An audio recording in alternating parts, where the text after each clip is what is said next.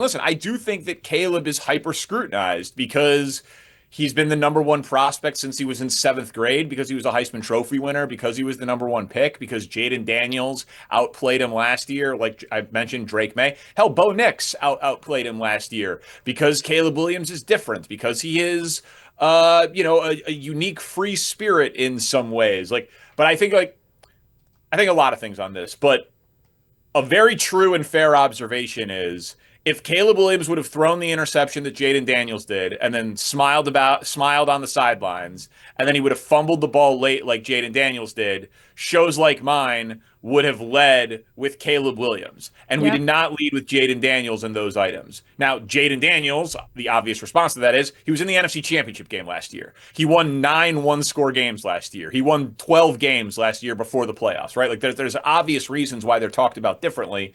But Caleb probably feels correctly that every move he makes is under a microscope, and he can like complete a pass on third down, and Troy Aikman could say, well, yeah, he completed a pass on third down, but it should have been for more for yards after the catch. Like, damn, that's a pretty harsh grade for a guy making his 22nd start. And it is. And I have no idea why Aikman came in with that agenda.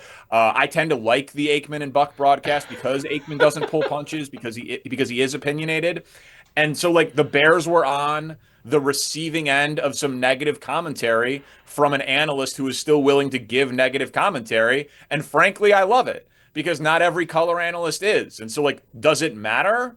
No. But it's a good thing for fans to be pissed about in the moment and for us to talk about on talk radio. But, like, as long as Caleb has his fun with it the night after the game and then now is not thinking about it at all and is totally locked in on the Saints, like, I don't really care.